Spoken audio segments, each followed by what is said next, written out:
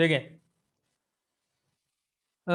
अभी हमारी जो है लास्ट क्लास में मैंने जो पढ़ाया था वो रेलेवेंट कॉस्ट का टॉपिक पढ़ाया था, ठीक है। अच्छा, अब रेलेवेंट कॉस्ट में मैंने कुछ पॉइंट्स बताए थे जो लास्ट क्लास अभी आप लोगों ने नहीं देखी, ठीक है। देखिए, रेलेवेंट कॉस्ट के बारे में एक तो बात मैं हमेशा ये कहता हूं कि ना, डिसीजन लेने की वजह से जो आपका चेंज आएगा ना कैश फ्लो में, वो होगा आपका रेलेवेंट कैश फ्लो, ठीक है। अब यहाँ पे ना रीम ने पहले रेलेवेंट कॉस्ट जो है वो पढ़ा हुआ है। मार्क, आपने, मेरा ख्याल है कि आपने जो है वो रेलेवेंट कॉस्ट अभी आपके जहन में नहीं है, ऑल्दो आपने पेपर पास किया हुआ है मैनेजमेंट अकाउंटिंग का, वहां पे आपने रेलेवेंट कॉस्ट पढ़ा होगा। अब रेलेवेंट कॉस्ट का जो ताल्लुक है ना, वो पीछे के पेपर से ना बहुत ज्यादा ये लिंक बैक हुआ हुआ है। ये टॉपिक आप जो है ना वो फंडामेंटल्स में भी पढ़ते हैं, मैनेजमेंट अकाउंटिंग में भी पहले पेपर्स में आपने ना ये रेलेवेंट कॉस्ट जो है ना ये काफी किया है, ठीक है। इससे पहले आपने एनपीवी वगैरह की कैलकुलेशंस की होंगी, वहां पे भी जो आप फोरकास्ट कैश फ्लोज बनाते हैं ना उसके अंदर भी रेलेवेंट कॉस्ट होता है। तो रेलेवेंट कॉस्ट का टॉपिक एक ऐसा टॉपिक है जो आप लोगों ने पहले ना पढ़ा है। अच्छा खैर, अब यहाँ पे ना मैं जिस तरह पढ़ा रहा हूँ या कोई और जिस तरह से आपने पढ़ा उसमें ना डिफरेंस हो सकता है, तो आपको इस डिफरेंस को भी ना थोड़ा सा कोप अप करना पड़ेगा। खैर, देखिए, रेलेवेंट कॉस्ट का ये है कि रेलेवेंट कॉस्ट या रेलेवेंट कैश फ्लो, वो कैश फ्लो में वो चेंज जो आपके डिसीजन लेने की वजह से जो चेंज आएगा ना, वो होगा रेलेवेंट कैश फ्लो या रेलेवेंट कॉस्ट। मिसाल के तौर पे देखें, मैंने आज डिसाइड किया कि मुझे ना गाड़ी खरीदनी है, मुझे गाड़ी खरीदनी है, यानी कि मैं अभी डिसीजन ले रहा हूं कि मैं गाड़ी खरीदूं। आप इसको यूं समझो कि मैं अभी डिसीजन ले रहा हूं, अभी मैंने डिसीजन लिया नहीं है, अभी मैं डिसीजन ले रहा हूं कि मैं गाड़ी खरीदूं या नहीं खरीदूं, ठीक है। करंटली मेरा स्टेटस ये है कि मैं एक मोटरसाइकिल पे सफर करता हूं। अच्छा, अगर मैं गाड़ी खरीदूंगा तो मेरे कैश फ्लोज में क्या क्या डिफरेंसेस आएंगे, देखें। एक तो गाड़ी को खरीदने की जो कॉस्ट है वो मुझे बेयर करनी पड़ेगी, ठीक है ना, परचेस परचेस प्राइस इसकी, ये मुझे बेयर करनी पड़ेगी।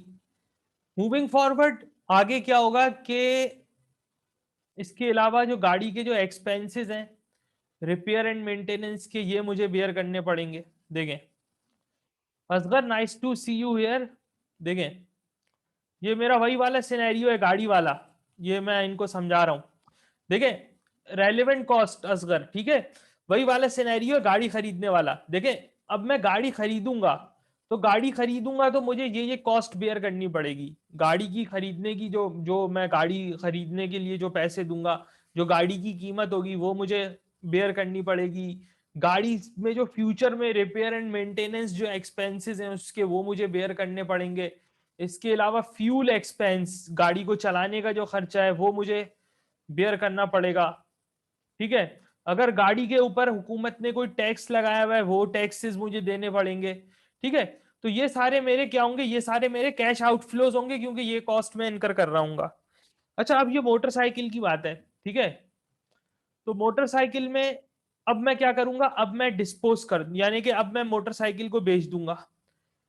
तो इससे क्या होगा, मेरे पास मोटरसाइकिल को बेच के कुछ पैसे आ जाएंगे, डिस्पोजल प्रोसीड्स, ठीक है। खरीदी मोटरसाइकिल को बेच के जो पैसे मिलेंगे मुझे, एक तो ये हो जाएगा, एक तो ये मेरा कैश इनफ्लो हो जाएगा, ठीक है। इसके अलावा पहले जो मैं मोटरसाइकिल का जो मैं रिपेयर एंड मेंटेनेंस वगैरह का खर्चा जो मैं बेयर करता था, अब मैं नहीं करूंगा, ठीक है। मोटरसाइकिल का जो रिपेयर एंड मेंटेनेंस वगैरह का जो खर्चा था वो अब मैं बेयर नहीं करूंगा।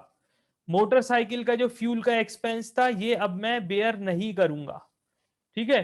तो ये सारी मेरी क्या हो जाएगी, ये सारे मेरे एक तरह से कैश इनफ्लो हो जाएंगे, या ये सारी मेरी क्या है, ये सारी मेरी सेविंग्स हो जाएंगी। ये सारी मेरी क्या हो जाएंगी, ये सारी मेरी सेविंग्स हो जाएंगी, ठीक है। ये सारी मेरी सेविंग्स हो जाएंगी, सेविंग्स हो जाएंगी, या मेरे कैश इनफ्लोज की तरह से, यानी कि ये मेरी सेविंग्स हो जाएंगी, ये मेरे बेनिफिट्स हो जाएंगे एक तरह से, ठीक है। और ये तमाम कॉस्ट जो है, ये तमाम कैश आउटफ्लोज मुझे इनकर करने पड़ेंगे, ठीक है। तो अगर मैं आज डिसाइड करता हूं कि मुझे गाड़ी खरीदनी है, तो उसकी जो जो कॉस्ट होगी, जो फ्यूचर में मुझे कॉस्ट बेयर करनी पड़ेगी, मैं वो तमाम कॉस्ट लूंगा और यहां से जो मेरी सेविंग होगी उसको मैं क्या करूंगा, उसको मैं लेस करूंगा, उसको मैं लेस करूंगा अपनी इन तमाम कॉस्ट में से। तो मेरे पास जो है एक वो एक नेट फिगर आ जाएगा। तो वो मेरी जो है वो जो है रेलेवेंट कॉस्ट कहलाएगी, या मेरा नेट बेनिफिट या नेट कॉस्ट मेरी हो जाएगी। यानी कि वो मेरी टोटल ओवरऑल मेरी रेलेवेंट कॉस्ट होगी एक तरह से गाड़ी खरीदने की वजह से। ये आया समझ में? इसके अंदर कोई मसला? अगर किसी को कोई चीज नहीं आ रही ना समझ में तो वो यहाँ पे पूछे।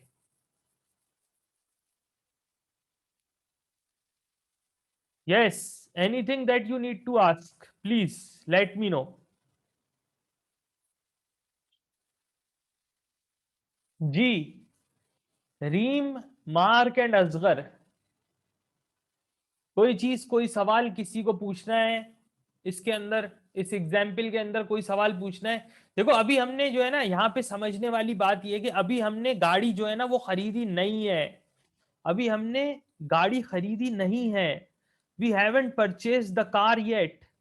इस बात को ध्यान में रखना है कि we haven't purchased the car yet. अभी हम डिसीजन ले रहे हैं। देखो ये एक बड़ा जबरदस्त एग्जाम्पल है। अगर इसको आप लोग सोचो ना तो ये एक बड़ा जबरदस्त एग्जाम्पल है कि स्ट्रेटेजिक मैनेजमेंट अकाउंटिंग हमें जो है वो डिसीजन मेकिंग में किस तरह से मदद करती है। आज तक आप ये बात पढ़ते आए हो, आज तक आप ये बात पढ़ते आए हो कि management accounting helps managers assists management in decision making. ठीक है, तो ये एक बड़ा अच्छा एग्जाम्पल है। यहाँ पे आपके सामने एक बड़ा अच्छा एग्जाम्पल है कि कंपनी जो है ना, मिसाल के तौर पे अब इसकी जगह एक कंपनी है, कंपनी किसी प्रोजेक्ट में इन्वेस्टमेंट करने जा रही है। तो how how management accounting will assist, how management accounting will come into play to tell the company, to make it visible to the company about the costs and benefits of the investment, of the cost and benefits that will arise from taking the decision। ठीक है, company फैसला करने जा रही है, यहां पे मैं फैसला करने जा रहा हूं या आप है मेरी जगह पे, तो आप फैसला करने जा रहे हैं अभी कि आपको गाड़ी खरीदनी है या आपको गाड़ी नहीं खरीदनी है। तो ये एक analysis, being a management accounting, एक इस तरह का एनालिसिस आप कर सकते हो, एक कॉस्ट बेनिफिट एनालिसिस आप कर सकते हो। यार है समझ में? यार है समझ में? जी, Reem, Mark and Asghar. Yes, यार है समझ में? अच्छा अब जो है ना, देखें रेलेवेंट कॉस्ट के ना कुछ कैरेक्टरिस्टिक्स होते हैं। देखें रेलेवेंट कॉस्ट के ना कुछ कैरेक्टरिस्टिक्स होते हैं।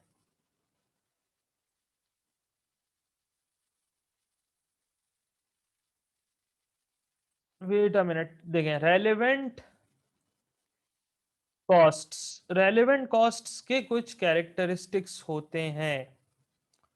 नाउ फॉर एग्जाम्पल, चार कैरेक्टरिस्टिक्स हैं, बल्कि फॉर एग्जाम्पल नहीं, इसके जो हैं वो चार कैरेक्टरिस्टिक्स हैं। पहली बात कि रेलेवेंट कॉस्ट जो है ना वो हमारी होती है इंक्रीमेंटल। रेलेवेंट कॉस्ट हमारी इंक्रीमेंटल होती है। इसका मतलब ये है कि आज मैं जो कॉस्ट बेयर कर रहा हूं वो है मेरी 10,000। ठीक है, अगर मैं कोई डिसीजन लेता हूं इसके नतीजे में अगर ये कॉस्ट कम होके हो जाती है 8,000, नहीं बल्कि इसको ऐसे नहीं, आज मैं एक कॉस्ट बेयर कर रहा हूं, अभी मैं एक कॉस्ट बेयर कर रहा हूं, ये कॉस्ट है 10,000। ठीक है, अगर मैं कोई डिसीजन ऐसा लेता हूं जिसकी वजह से, अभी मैंने डिसीजन लिया नहीं है, डिसीजन लेने जा रहा हूं, मैं कोई ऐसा डिसीजन लूं जिसकी वजह से ये कॉस्ट बढ़ के हो जाए 12,000, या ये कॉस्ट घट के हो जाए 8,000, तो ये क्या है? ये एक तरह की मेरी हो रही है सेविंग, और ये मुझे इंक्रीमेंटल कॉस्ट इनकर करनी पड़ रही है। इंक्रीमेंटल कॉस्ट और ये जो सेविंग है ना, इसको मैं कह सकता हूं एक इंक्रीमेंटल बेनिफिट, एक तरह का बेनिफिट हो रहा है ना मुझे, इंक्रीमेंटल बेनिफिट। तो जब मैं ये कॉस्ट बेनिफिट एनालिसिस करूंगा ना, तो उसमें मैं 2000 की सेविंग लूंगा अगर सेविंग हो रही है, या फिर मैं 2000 की कॉस्ट लूंगा। यानी कि इंक्रीमेंटल से मतलब है कि चेंज हो जाएगा आपका जो कैश फ्लो है ना, वो चेंज हो जाएगा। ठीक है, आपका जो कैश फ्लो है ना, कैश फ्लो है वो चेंज हो जाएगा। पहले कैश फ्लो कुछ और था, पहले महीने के मिल रहे थे 10,000, लेकिन हमने कोई ऐसा फैसला किया जिसकी नतीजे में हमारा कैश फ्लो जो है वो बढ़ के हो गया, वो चेंज हो गया, वो चेंज हो गया। ठीक है, बढ़ गया हमारा, जो पहले महीने में 10,000 मिल रहे थे लेकिन अब 12,000 मिल रहे हैं, या कम होके 8,000 मिल रहे हैं। ठीक है, तो कैश फ्लो जो है ना वो चेंज हो जाता है रेलेवेंट कॉस्ट में, इंक्रीमेंटल इंक्रीमेंटल। ठीक है, इंक्रीमेंटल। मिसाल के तौर पे एक गाड़ी की एग्जांपल है, तो गाड़ी की एग्जांपल में ये देखो, ये इंक्रीमेंटल बेनिफिट्स और इंक्रीमेंटल कॉस्ट है। यानी कि गाड़ी खरीदोगे तो एक इंक्रीज आ जाएगा, एक एक एक चेंज आ जाएगा कैश फ्लो में। पहले खर्चा बेयर नहीं कर रहे थे, अब ये वाला खर्चा बेयर करना पड़ेगा, रिपेयर मेंटेनेंस वाला। ठीक है, अब ये वाला खर्चा जो है ये बेयर करना पड़ेगा, रिपेयर मेंटेनेंस वाला। ठीक है, अब फ्यूल एक्सपेंस गाड़ी का इनकर करना पड़ेगा। ठीक है, मिसाल के तौर पे इसी तरह आप डिसाइड करते हो कि आप ऑफिस में अपने एसी लगाओगे। ठीक है, आप अपने ऑफिस में ना एसी लगाओगे। ठीक है, अब एसी लगाने की कुछ कॉस्ट होगी, एसी को खरीदने की कुछ कॉस्ट होगी, और फिर जो आप बिजली का बिल जो आप दोगे एसी का। ठीक है, तो एसी की वजह से क्या है कि आपको एसी खरीदने की एक अलग से कॉस्ट बेयर करनी पड़ेगी, और जो आपका जो इलेक्ट्रिसिटी बिल में जो इंक्रीज आएगा वो क्या होगा, वो आपके लिए रेलेवेंट होगा। पहले आप दे रहे थे बिजली का बिल 10,000, अब आप एसी लगाने के बाद हो सकता है आपको 14,000 देना पड़े, 15,000 देना पड़े। तो वो क्या है, ये आपकी क्या है, ये एक रेलेवेंट कॉस्ट है। ठीक है, अच्छा, अक्सर रेलेवेंट कॉस्ट जो है ना वो एस्टिमेट्स पे होती है। अक्सर जो रेलेवेंट कॉस्ट है वो एस्टिमेट्स पे हो सकती है, क्योंकि देखो एसी चलाने का जो है बिजली का बिल हो सकता है कि वो 14, आप तो एक एस्टिमेट करोगे कि भाई आज मैं एसी लगाऊंगा तो कितना खर्चा आएगा, 10 से बढ़ के 18 हो जाएगा यार, पूरे महीने एसी चलाऊंगा 18,000 का फर्क आ जाएगा, हो सकता है 20 तक चला जाए। तो कुछ उसके अंदर ना आप एक एस्टिमेट ही कर सकते हो। जैसे आप एनपीवी में कैश फ्लोज बनाते हो ना, फोरकास्ट कैश फ्लोज होते हैं। जब भी हम कोई फोरकास्टिंग करते हैं ना, तो फोरकास्टिंग में जाहिर सी बात है एक्यूरेट फिगर्स नहीं हो सकती हैं, हर फिगर एक्यूरेट नहीं हो सकती है फोरकास्टिंग में कभी भी। ठीक है ना, तो बहुत सारे उसके अंदर एस्टिमेट्स शामिल होते हैं, कॉमन सेंस की बात है। देखो, तो एक तो कैरेक्टरिस्टिक हो गया रेलेवेंट कॉस्ट का, इंक्रीमेंटल। ठीक है, दूसरा, रेलेवेंट कॉस्ट जो है ना वो फ्यूचर कॉस्ट होगी हमेशा, कभी भी पास्ट कॉस्ट नहीं होगी। कभी भी पास्ट कॉस्ट या संक कॉस्ट नहीं होगी। नेवर आ पास्ट कॉस्ट और आ संक कॉस्ट, कभी भी पास्ट कॉस्ट या संक कॉस्ट नहीं होगी। ठीक है, पास्ट कॉस्ट नहीं होगी, संक कॉस्ट जो है ना वो ना नहीं होगी। ठीक है, इसको बल्कि मैं ऐसा कर लेता हूं कि इसको मैं कैपिटल लेटर में लिख लेता हूं।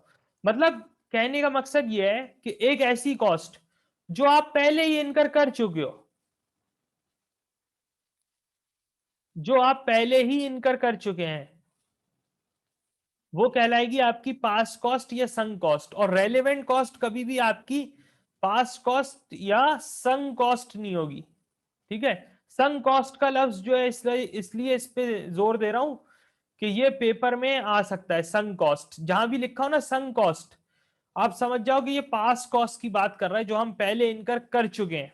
ठीक है, इसको कभी कभी वो लाइफ साइकिल कॉस्टिंग में पूछ लेता है, लेकिन लाइफ साइकिल कॉस्टिंग में हमेशा याद रखना, अगर लाइफ साइकिल कॉस्टिंग में वो संक कॉस्ट बोले ना, तो लाइफ साइकिल कॉस्टिंग एक ऐसा मॉडल है जो तमाम कॉस्ट को कंसिडर करता है over the period of a products life. इसके ऊपर खैर हम बात करेंगे, ये आप देखिएगा इस एमसीक्यूज वगैरह में, लाइफ साइकिल कॉस्टिंग के एमसीक्यूज में आपको जरूर मिल जाएगा पास्ट कॉस्ट या संक कॉस्ट का लफ्ज कहीं पे। लाइफ साइकिल कॉस्टिंग के एमसीक्यूज में देखिएगा, वहां पे जो है ना लाइफ साइकिल में इसका अलग ट्रीटमेंट है। खैर अभी इसको रहने दें क्योंकि अभी वरना ये कंफ्यूज करेगा। ठीक है, तो खैर हम अपने डिस्कशन को रेलेवेंट कॉस्ट तक महदूद रखते हैं अभी।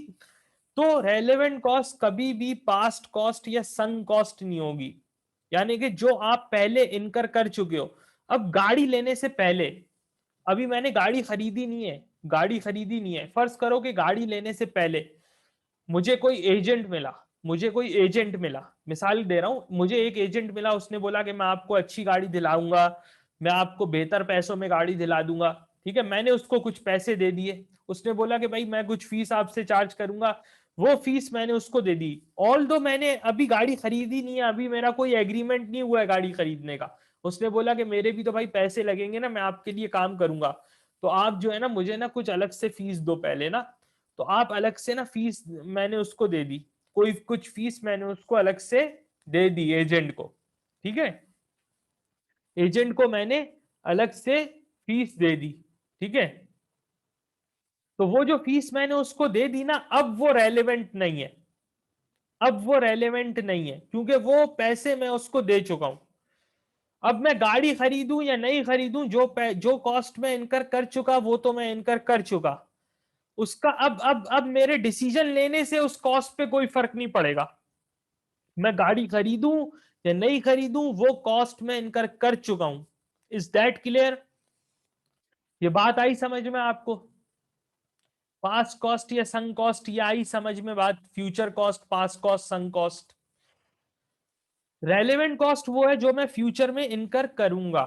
ये आया समझ में? जी, Mark, Asghar and Reem, all three of you. Okay, तो ये आया आपको समझ में ना? अच्छा, नाउ मूविंग फॉरवर्ड, फ्यूचर देखें। अच्छा, अब जो है नंबर 3 पे आ जाते हैं,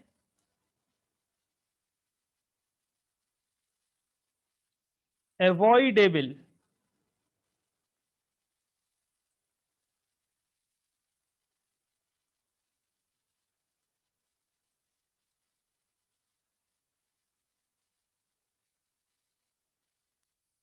एवॉइडेबल, ठीक है। रेलेवेंट कॉस्ट जो है ना वो एवॉइडेबल होती है, relevant costs are avoidable, relevant costs are avoidable. Relevant costs जो है ना वो एवॉइडेबल होती हैं, यानी कि कहने का मकसद ये है कि देखें, अब मैंने आपके सामने मुख्तलिफ कॉस्ट रखी गाड़ी की, गाड़ी खरीदने की मैंने मुख्तलिफ कॉस्ट्स रखी, purchase price, repair and maintenance, fuel expense, taxes. ठीक है, और इसके अंदर और मैंने दूसरी बेनिफिट्स को, सेविंग्स को शामिल कर दिया। ठीक है, अगर फर्ज करें, अच्छा चले वही चले मेरी ना एयर कंडीशन वाली एग्जांपल लेते हैं।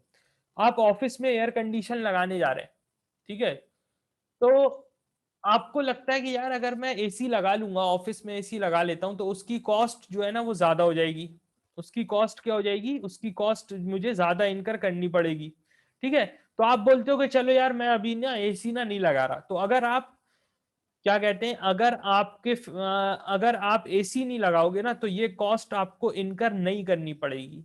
अगर मैं गाड़ी नहीं खरीदूंगा ना, अभी मैं गाड़ी खरीदी नहीं है, अभी मैं फैसला करने जा रहा हूं कि मैं गाड़ी खरीदूं या नहीं खरीदूं, अभी मैंने एसी खरीदा नहीं है, मैं फैसला करने जा रहा हूं कि मैं एसी खरीदूं या नहीं खरीदूं। ठीक है, तो अगर मैं डिसाइड करता हूं कि भाई मुझे ना नहीं खरीदना है एसी, तो मैं क्या करूंगा? In that case I will avoid all those cost, मैं तमाम कॉस्ट्स को अवॉइड कर दूंगा, अपनी तमाम कॉस्ट्स को अवॉइड कर दूंगा, तमाम कॉस्ट मेरी अवॉइड हो जाएगी,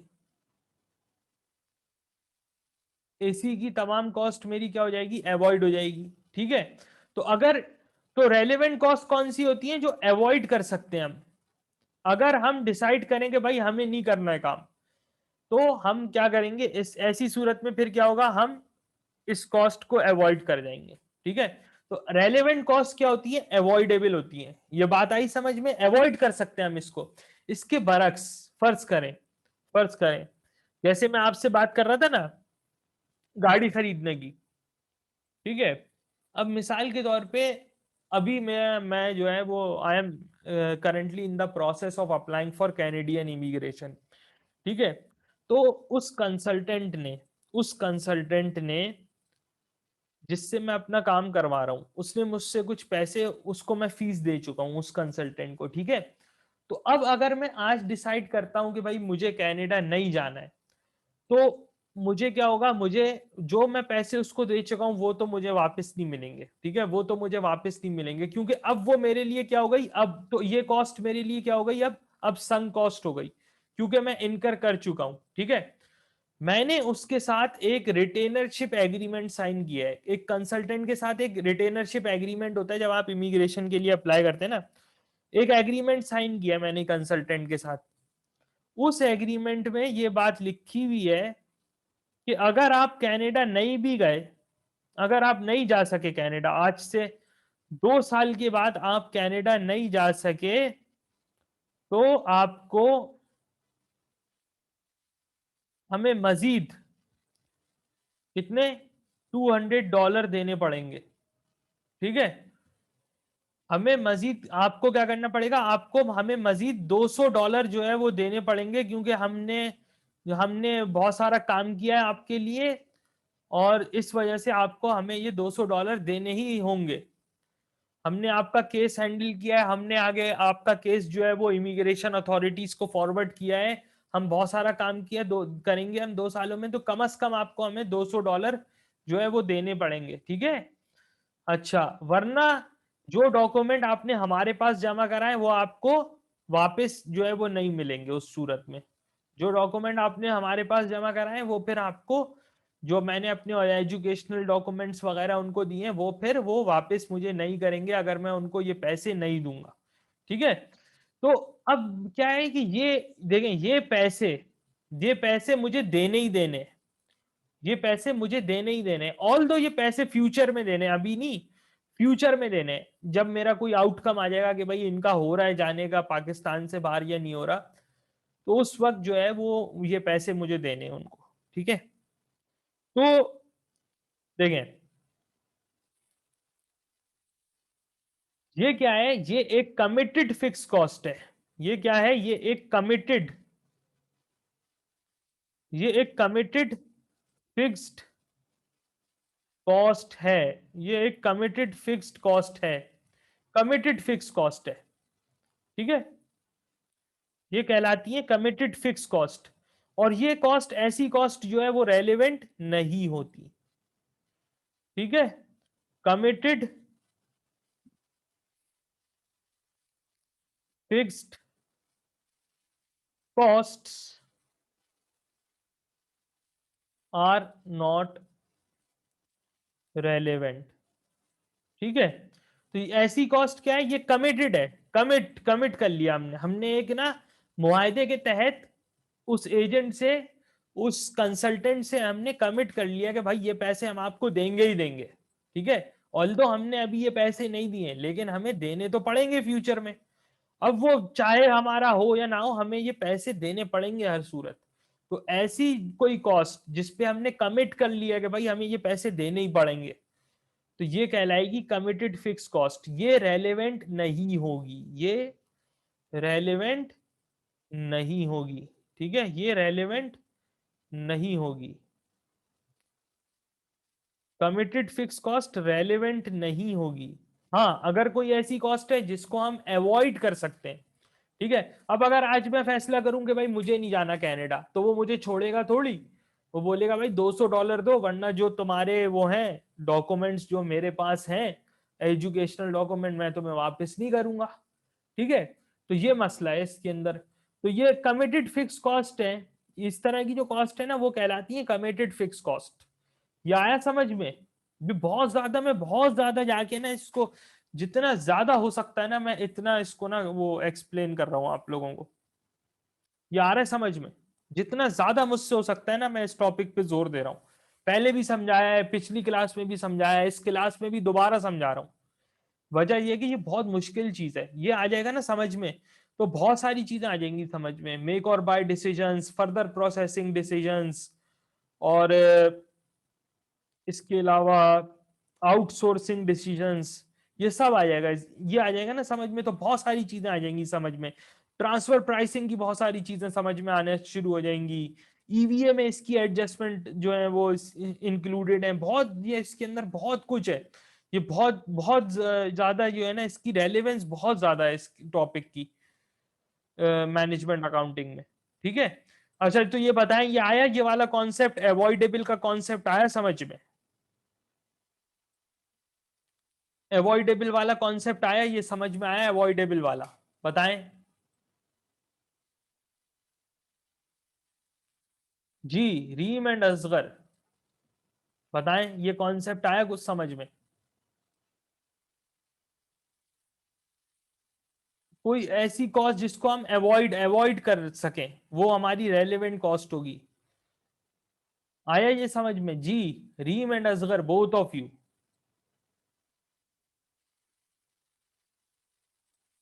जी, रीम, ये आया समझ में ये कॉन्सेप्ट? ओके, चलें, ठीक है। अच्छा इसी तरह आगे चलते हैं। रेलेवेंट कॉस्ट जो है ना वो आपके कैश फ्लोज होते हैं, ये एक स्ट्रेट फॉरवर्ड पॉइंट है। रेलेवेंट कॉस्ट आपके कैश फ्लोज होते हैं। आप मुझे बताएं कि नॉन कैश फ्लो आइटम्स कौन कौन से होते हैं, एक जरा लिस्ट बनाएं नॉन कैश फ्लो आइटम्स की। बताएं नॉन कैश फ्लो कौन कौन से होते हैं, examples of non cash flow items. जहां पे मैं आपसे पूछ रहा हूं examples of non cash flow items. ठीक है, बताएं एग्जाम्पल क्या क्या एग्जाम्पल होंगे नॉन कैश फ्लो आइटम्स के? 3 4 5 एग्जाम्पल देंगे, चलें। बताएं नॉन कैश फ्लो आइटम्स के एग्जाम्पल्स। चलें, लिखें, चैट बॉक्स में लिखना शुरू करें। ये तो आसान है यार, डेप्रीसिएशन जी नॉन कैश फ्लो है। इसके अलावा बताएं। जी, रीम एंड असगर,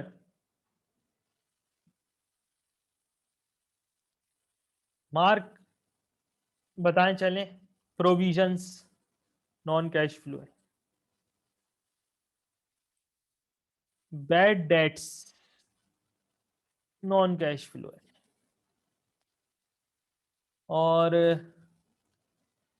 और क्या हो सकते एग्जाम्पल?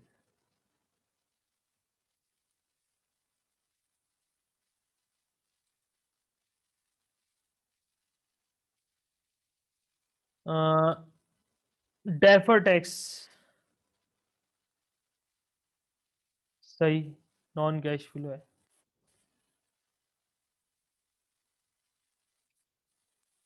गेन ऑन डिस्पोजल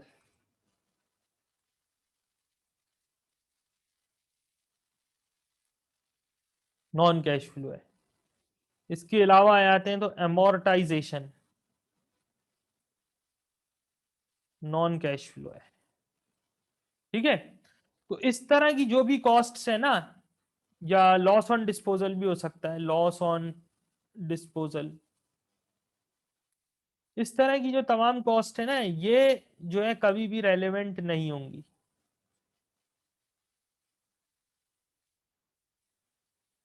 कभी भी रेलेवेंट नहीं होंगी, इस तरह की कोई भी कॉस्ट। ठीक है, इसमें वो घुमा सकता है एग्जामिनर, बहुत ज्यादा स्कोप है एग्जामिनर के पास। किसी भी एग्जाम में एग्जामिनर के पास बहुत ज्यादा स्कोप है इन कॉस्ट्स में स्टूडेंट को घुमाने का।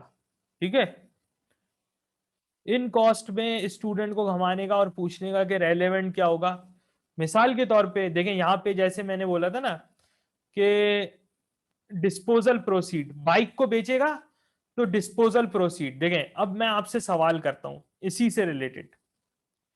ठीक है, रेलेवेंट कॉस्ट का सवाल है, फर्ज करें रेलेवेंट कॉस्ट का सवाल है। देखिए मैं आपसे सवाल करता हूं, एक बाइक है या कोई भी चीज है, एक बाइक है, मैं वही गाड़ी वाली एग्जाम्पल ले लेते हैं। मेरी मोटरसाइकिल है, ठीक है।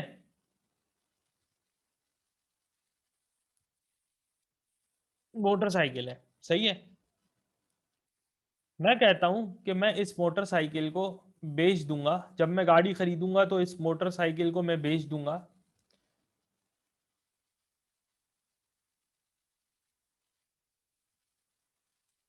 20,000 रुपए का, ठीक है।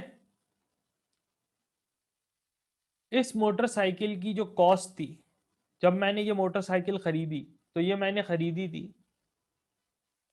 18,000 की। वो नहीं, सॉरी, 18,000 की नहीं,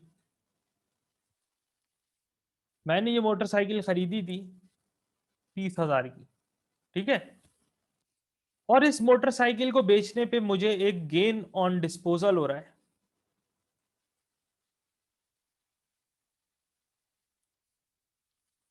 3,500 का।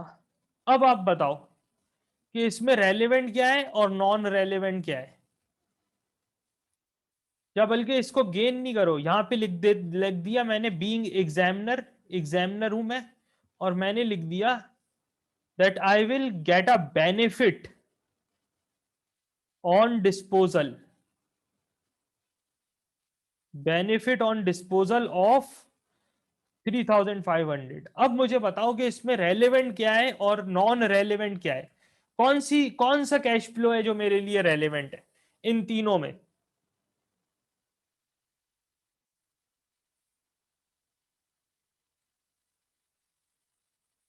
कौन सा कैश फ्लो है जो रेलेवेंट है।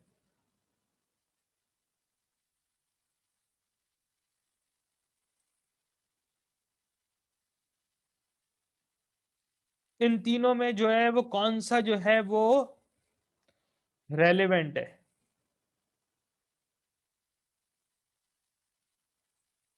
जी, रीम एंड असगर। रीम, आप बताएं कि कौन सा रेलेवेंट है और कौन सा रेलेवेंट नहीं है।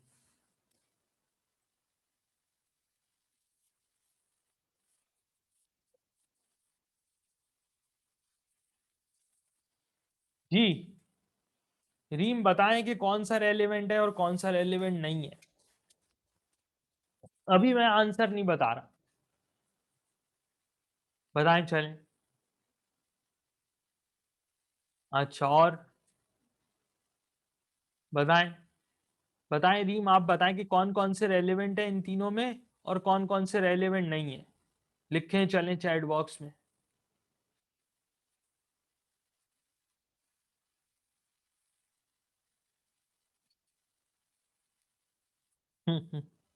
सोचें सोचें थोड़ा सा ना, इसको ना सोचें।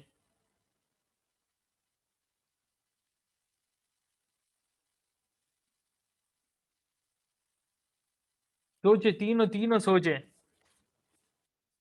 तीनों सोच के ना, मुझे ना तीनों ना सोच के ना, तीनों जो है ना वो ना सोच के देखो। इसमें ना एक बात को ना जहन में रखो, देखो जरा जहन लगाओ, दिमाग लगाओ इसके अंदर। मैंने बताया कि कैश फ्लोस क्या, वो मैंने 4 कैरेक्टरिस्टिक बताए रेलेवेंट कॉस्ट के। I for incremental, F for future, A for avoidable, C for cash flows, ठीक है। I for incremental, F for future, A for avoidable, C for cash flow, ठीक है। अब है ना, इसको जरा सा ना सोचो कि अभी तुमने गाड़ी खरीदी नहीं है, गाड़ी खरीदोगे, ठीक है।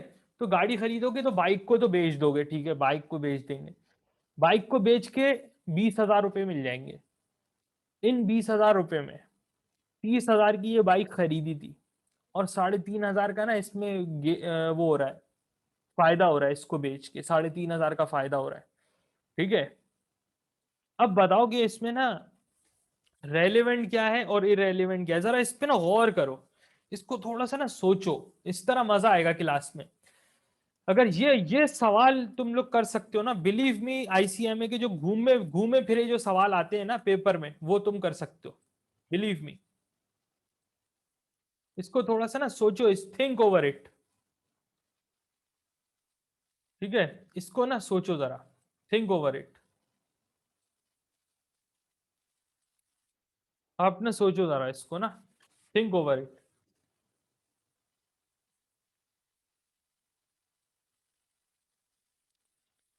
डिस्पोजल प्रोसीड्स बट,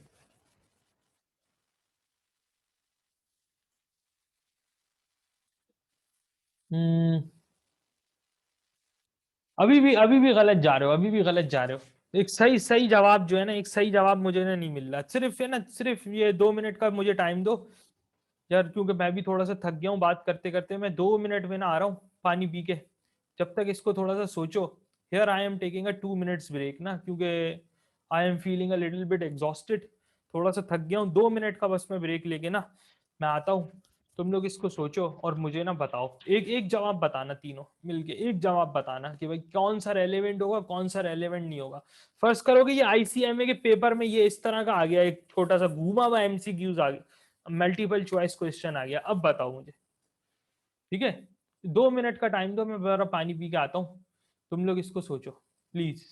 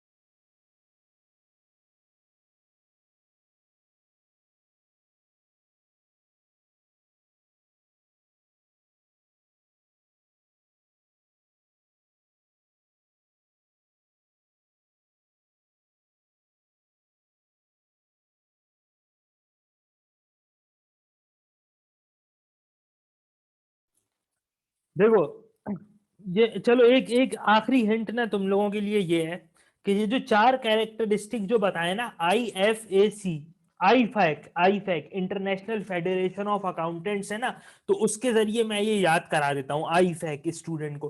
देखो, ये जो चारों कैरेक्टरिस्टिक है ना, IFAC, I for incremental, F for future, A for avoidable, C for cash flow, इन चारों कैरेक्टरिस्टिक को ना अलग अलग इन तीनों पे अप्लाई करके देखो। डिस्पोजल प्रोसीड, कॉस्ट और बेनिफिट ऑन डिस्पोजल, ठीक है? इन तीनों पे अलग अलग अप्लाई करके देखो, तो तुम्हारा आंसर ना करेक्ट होगा, ठीक है? ये करके देखो।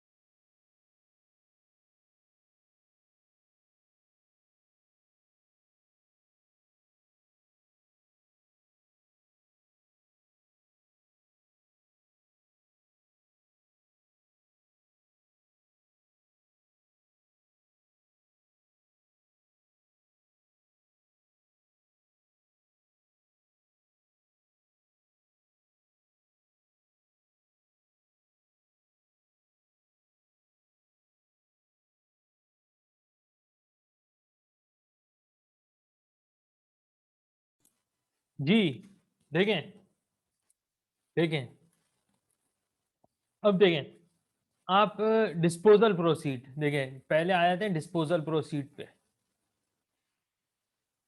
देखें ये आ जाते हैं डिस्पोजल प्रोसीड पे, आ जाते हैं हम डिस्पोजल प्रोसीड पे आ जाते हैं हम। ठीक है, जब हम बाइक बेचेंगे तो हमें 20,000 रुपये मिलेंगे टोटल। ठीक है, 20,000 रुपये मिलेंगे, और ये इंक्रीमेंटल यानी कि एक अलग हमें अमाउंट मिलेगा, जो हमें अभी जो हमारे कैश फ्लोज हैं उनमें उनमें एक इंक्रीमेंट आ जाएगा 20,000 रुपये का, एक और कैश फ्लो हम ऐड कर देंगे 20,000 रुपये का।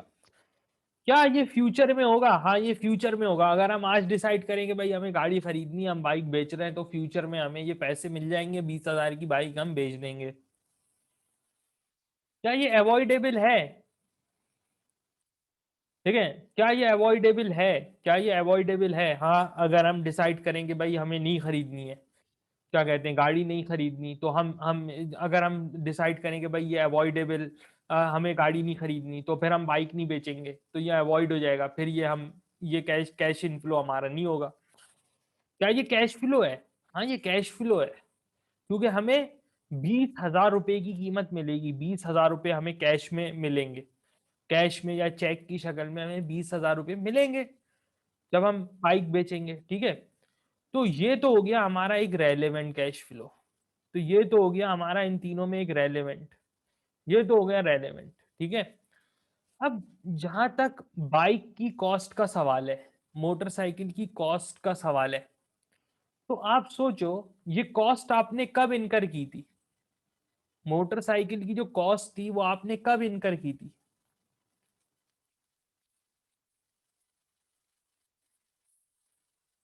बताओ, कब इनकर की थी? ये कॉस्ट कब इनकर की थी? मैं बोल रहा हूं कि कॉस्ट इनकर की थी, यानी कि कॉस्ट इनकर की थी, ये एक ऐसी चीज है जो पहले हो चुकी है, ये एक पास्ट कॉस्ट है। ये जो कॉस्ट है ना, ये क्या है? ये एक पास्ट कॉस्ट है, या ये एक संग कॉस्ट है, तो ये रेलेवेंट नहीं है।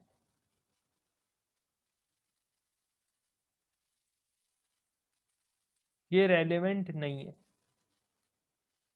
ठीक है, अब आ जाते हैं बेनिफिट ऑन डिस्पोजल की तरफ। देखो,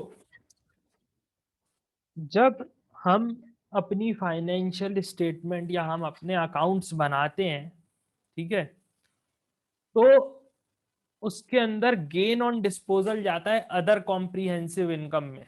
ठीक है, या अदर इनकम वगैरह में हम डाल देते हैं गेन को, गेन ऑन डिस्पोजल। ठीक है, बात क्या है कि ये जो गेन ऑन डिस्पोजल है ना, ये हमारी अकाउंटिंग के लिए है। भाई हमने अपनी बुक्स ऑफ अकाउंट्स में, इसको यूं समझो, देखो हमने अपनी बुक्स ऑफ अकाउंट्स में जो नेट बुक वैल्यू रखी होगी ना, नेट बुक वैल्यू जो हमने रखी होगी बाइक की, वो होगी, देखो बुक्स ऑफ अकाउंट्स में ये वैल्यू किस में आ रही है? बुक्स ऑफ अकाउंट्स में। अकाउंट्स में जो हमने इसकी वैल्यू रखी होगी ना, वो हमने रखी होगी 16,500 रुपये नेट बुक वैल्यू। ठीक है, 16,500 रुपये नेट बुक वैल्यू। ठीक है, हमने ये बाइक कितने की बेची? कितने की बेची हमने? हमने बेची 20,000 रुपये की। हमारे पास अकाउंट्स में, फाइनेंशियल स्टेटमेंट्स में, जी जी, एक मिनट, जी रीम बोले। आवाज आ रही है सर? क्या हुआ? आवाज आ रही है? जी जी बोले, बोले। समझ नहीं आ रहा मुझे ये, क्या था समझ में? नहीं समझ आ रहा, क्या क्या? कुछ भी समझ नहीं आ रहा। अरे रीम, तुम ना ये तुम बड़ा गलत करती हो कि पहले बोलती रहती हो कि आ रहा है, समझ में आ रहा है, बाद में बोलती मुझे समझ में क्या, कौन सा चीज, क्या नहीं आ रही इसके अंदर समझ में? कॉस्ट, ये जो कॉस्ट है, ये कॉस्ट संक कॉस्ट कैसे हो गई? ये इररेलेवेंट कैसे हो गए? कॉस्ट तो हम अभी इनकर करेंगे ना, हम नहीं खरीदेंगे तो पैसे देंगे। नहीं नहीं, ये बाइक की कॉस्ट की बात कर रहा हूँ, जो बाइक मैंने पहले से खरीद के रखी हुई है। ओहो, अच्छा ठीक है। हाँ, तो ये जो है ना, ये इररेलेवेंट है ये, ठीक है, ये रेलेवेंट नहीं अच्छा है। समझे, गाड़ी की कॉस्ट हाँ है, सही है। हाँ हाँ हाँ, ठीक है, ये बाइक की कॉस्ट है। अच्छा, अब आ जाओ हाँ बेनिफिट ठीक है। डिस्पोजल पे। देखो, बेनिफिट ऑन डिस्पोजल असल में क्या है कि ये हमने दिया हुआ है देखो, अकाउंट्स में जो हमने फाइनेंशियल स्टेटमेंट जो हमने फाइनेंशियल स्टेटमेंट बनाई, उसके अंदर हमने जो नेट बुक वैल्यू इसकी रखी हुई थी, जो अकाउंट्स में इसकी वैल्यू आ रही थी, बाइक की जो वैल्यू, इसको अगर तुम अकाउंटिंग के फाइनेंशियल अकाउंटिंग के लिहाज से देखो ना, तो अकाउंट्स में हमारे पास इसकी वैल्यू आ रही थी 16,500 रुपये। हमने 20,000 की बेची, तो हम बोल लेंगे हमें ना एक गेन हुआ है 3,500 का। लेकिन ये जो गेन है ना, ये जो बेनिफिट है, बेनिफिट ऑन डिस्पोजल या गेन ऑन डिस्पोजल, ये सिर्फ हमारी लिमिटेड है, limited only to financial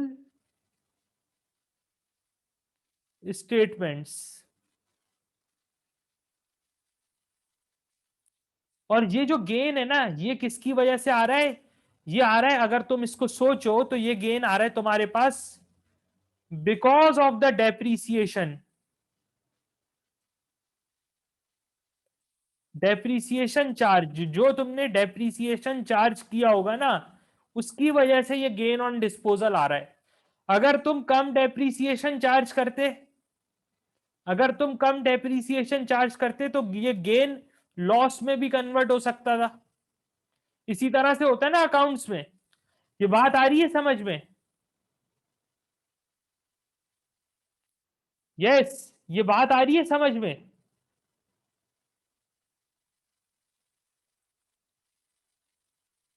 ji, Reem, Mark and Asghar, all three of you, बताएं, ये आ रहा है समझ में? ये बाइक का गेन है, बाइक का गेन है। जी मार्क, रीम एंड बाइक बेचती। जी जी जी, रीम और असगर। यस सर, अब समझ आ गई है। हाँ, देखो, एक ये जो है ना, ये एक फर्जी किस्म का गेन है। जैसे डेप्रिसिएशन जो है ना, वो एक फर्जी होता है। डेप्रिसिएशन एक फर्जी चीज है, समझ रहे हो ना मेरी बात? डेप्रिसिएशन एक एस्टीमेट है, एक फर्जी चीज है, एक अपनी बनाई हुई चीज है मेरी। इसी तरह होता है ना, तो ये गेन, ये लॉस ऑन या बेनिफिट ऑन डिस्पोजल, ये भी देखो ना, ये एक फर्जी चीज है। समझ मेरी?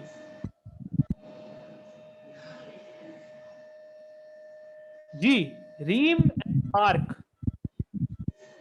सर 20,000 जो डिस्पोजल प्रोसीड है, ये हम कर चुके हैं।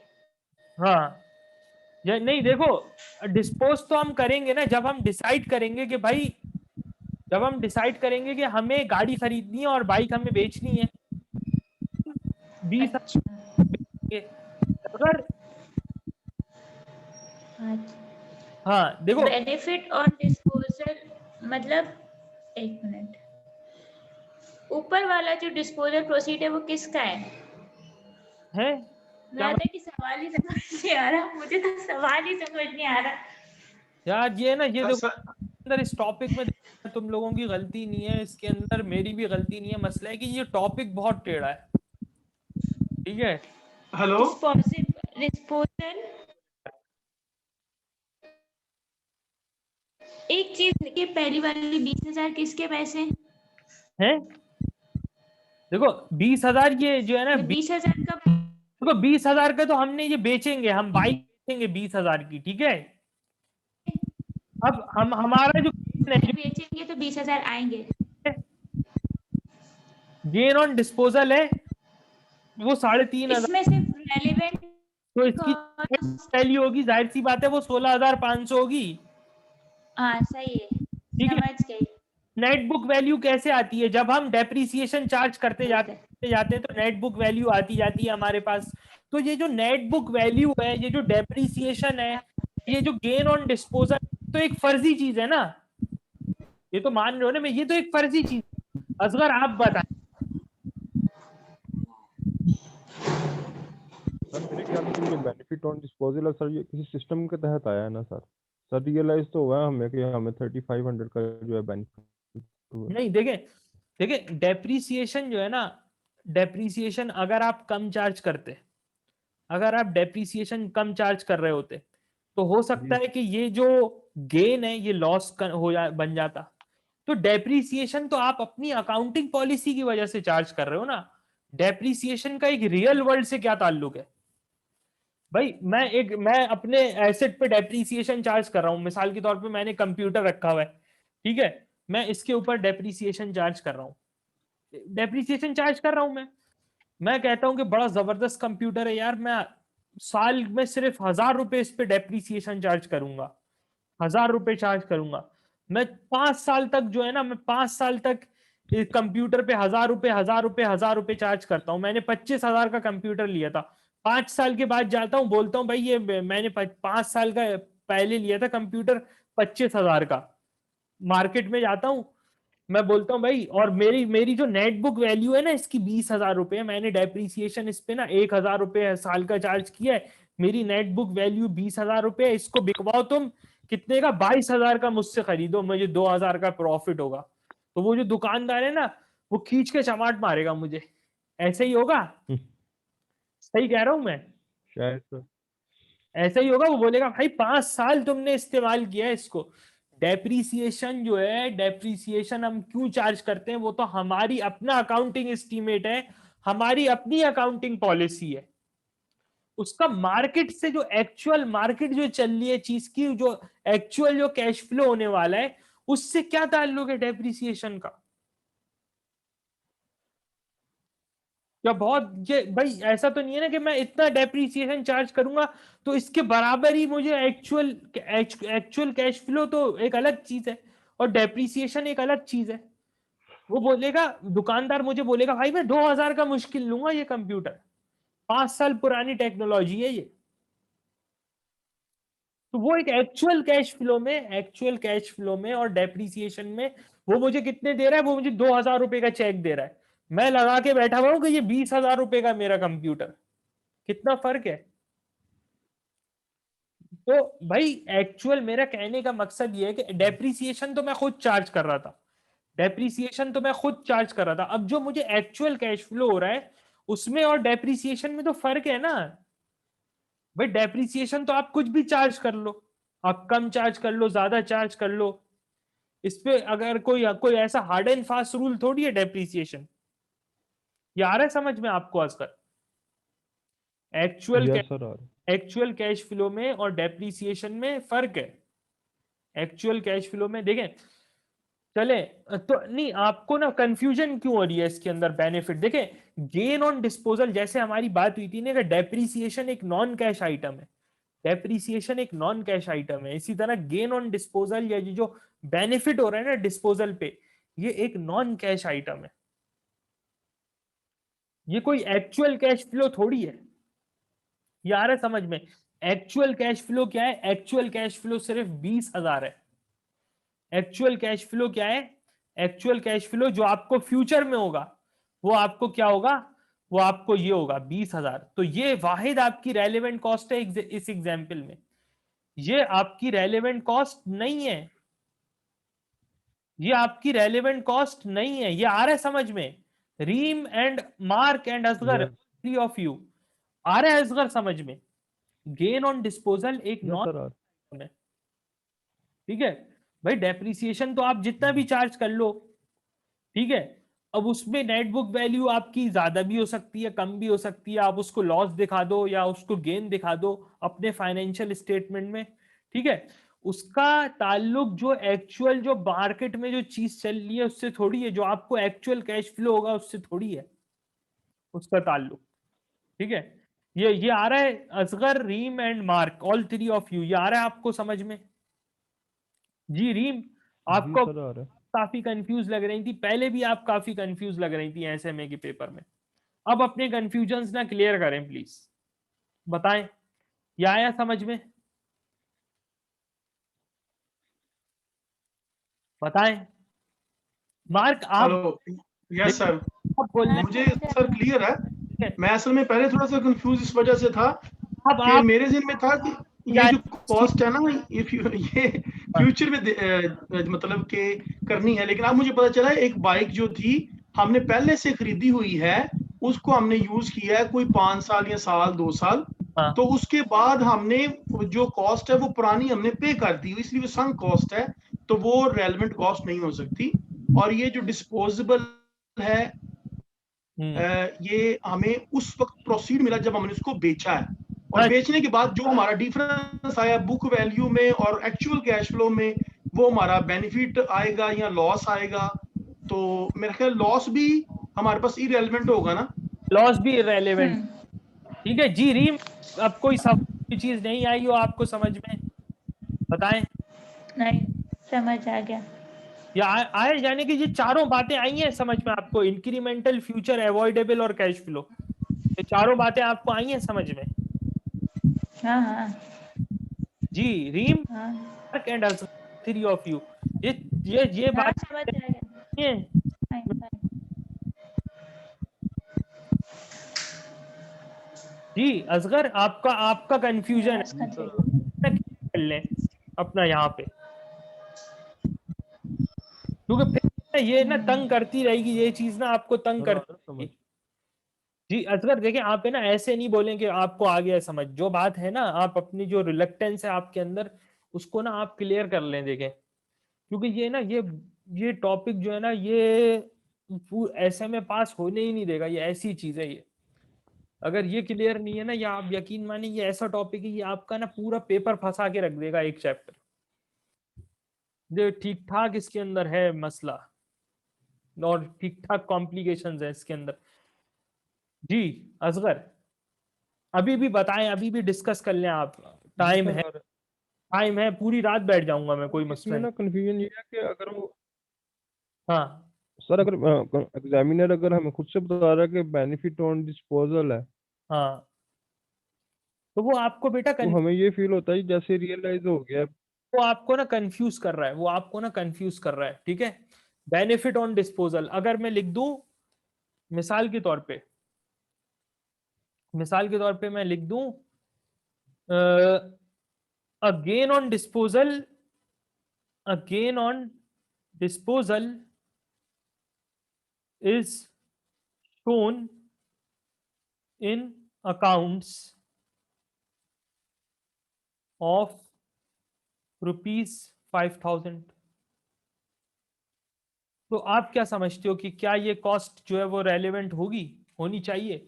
बताएं रीम और मार्क, आप दोनों, कहीं पे सवाल आया है और सवाल में मैंने लिख दिया gain on disposal is shown in accounts of ₹5,000। बताएं रीम, आप तो ये जवाब दे सकती हैं प्लीज।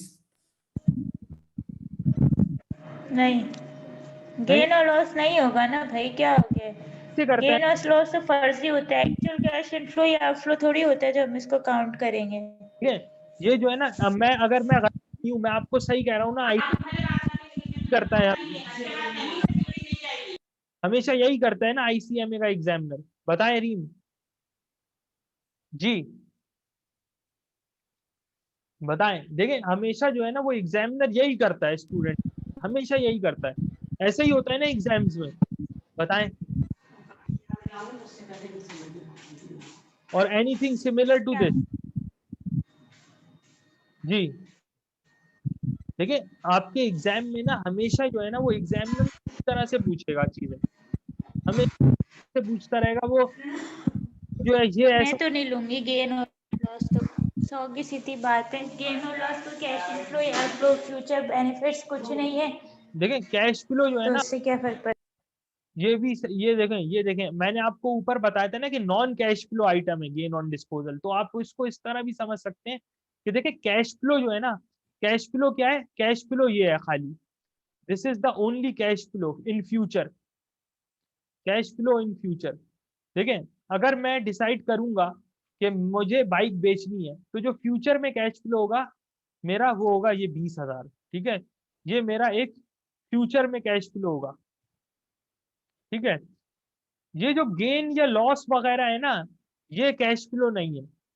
ये गेन या लॉस खुद खुद इस डिस्पोजल प्रोसीड का पार्ट है। तो एक्चुअल जो मुझे कैश मिला, जो मुझे एक्चुअल कैश मिला, वो कितना मिला? एक्चुअल कैश मिला मुझे 20,000 रुपए।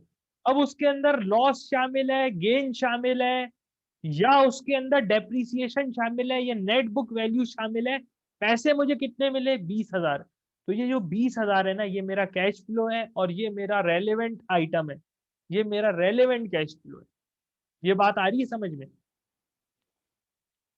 जी असगर। जी सर, आ रही है। मैं बहुत ज्यादा, मेरा इसके ऊपर एम्फेसिस है। ठीक है, अगर ना नहीं आ रहा है ना असगर आपको समझ में, तो आप प्लीज ना यहाँ पे आप मुझसे ना पूछ लें, कोई ऐसा मसला नहीं है। वैसे हम इसके आगे अभी सवालात भी करेंगे। चले खैर, अभी हमने ना काफी टाइम इसके ऊपर देखें। अब मैं कितना कितना एम्फेसिस कर रहा हूँ, कितना कितना टाइम लगा रहा हूँ इन चीजों पे, क्योंकि वजह ये है कि ये बहुत ज्यादा ना, ये जो टॉपिक्स है ना, ये बहुत ज्यादा वो है, कॉम्प्लिकेटेड है। ठीक है, अच्छा अब हम आ जाते हैं रेलेवेंट कॉस्ट ऑफ मटीरियल पे। ठीक है, अब हम आ जाते हैं रेलेवेंट कॉस्ट ऑफ मटीरियल पे। मटेरियल की रेलेवेंट कॉस्ट हम कैसे कैलकुलेट करेंगे, लेकिन हाँ इससे पहले एक टॉपिक और है, अपॉर्चुनिटी कॉस्ट का टॉपिक है। चले वो अभी मैं आपको बताऊंगा, अपॉर्चुनिटी कॉस्ट भी आपको बता दूंगा। अभी जरा इस पे आ जाएंगे, रेलेवेंट कॉस्ट ऑफ मटेरियल पे। ठीक है, रेलेवेंट कॉस्ट ऑफ मटेरियल, इसके अंदर ना एक चार्ट है, बस ये चार्ट अभी फिलहाल ना आप ये ना, ये डायग्राम जो मैं आप लोगों के सामने बना रहा हूँ ना, इसको ना आप याद कर लें। इसको ना इंशाल्लाह कल वाली क्लास में कंटिन्यू करते हैं, और कल इसके ना बहुत सारे सवालात करेंगे रेलेवेंट कॉस्ट के। रेलेवेंट कॉस्ट ही रेलेवेंट कॉस्ट करते रहेंगे कल हम। बहुत सारे क्वेश्चन करेंगे इसके, एमसीक्यूज। देखें, रेलेवेंट कॉस्ट ऑफ मटेरियल देखें, इसको ना याद कर लें। अभी फिलहाल इसको आप ऐसा करेंगे, आप इसको याद कर लें, इसको डिस्कस कर लेंगे हम थोड़ा। देखें, पहली बात, जब आप रेलेवेंट कॉस्ट ऑफ मटेरियल पे आए ना, तो जो सबसे पहला सवाल है ना, वो आपको ये सोचना है कि is material already in stock. पहला जो आप अपने आप से सवाल पूछेंगे ना, वो आप पूछेंगे कि क्या ये मटेरियल स्टॉक में मौजूद है। अगर स्टॉक में मौजूद नहीं है, अगर स्टॉक में मौजूद नहीं है, स्टॉक में मौजूद नहीं है, तो आप क्या करेंगे? आप इस मटेरियल को सीधा सीधा परचेज करेंगे मार्केट से। भाई एक चीज आपके पास नहीं है, तो आप उसको क्या करेंगे? आप इसको परचेज करेंगे। तो आपकी जो परचेज प्राइस होगी, या जो आपकी कहलाएगी रिप्लेसमेंट कॉस्ट, परचेज प्राइस या आपकी कहलाएगी ये रिप्लेसमेंट कॉस्ट, ये आपकी रेलेवेंट कॉस्ट हो जाएगी।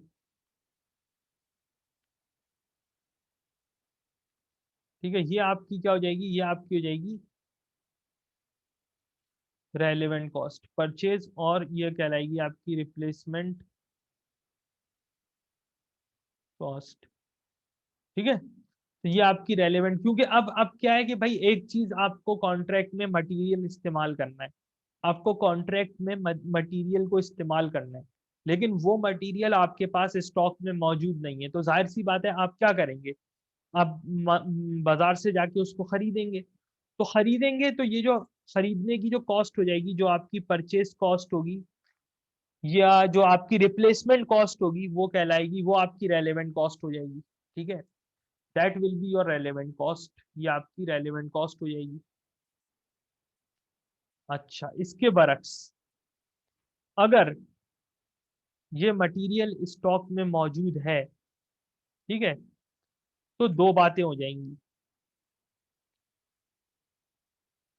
क्या ये मटेरियल जो है, बल्कि ऐसे नहीं, स्टॉक में मौजूद है, तो आप अपने आप से ये सवाल करोगे, इज दिस मटेरियल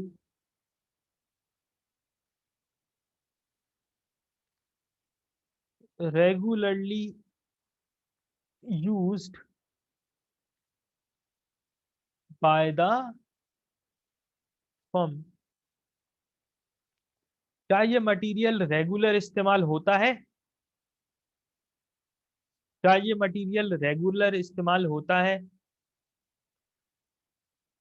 तो दो बातें हो सकती हैं, हाँ होता है या नहीं होता। ठीक है, अगर इस्तेमाल होता है, अगर इस्तेमाल होता है तो जो रेलेवेंट कॉस्ट होगी वो क्या होगी? वो होगी इसकी परचेज प्राइस या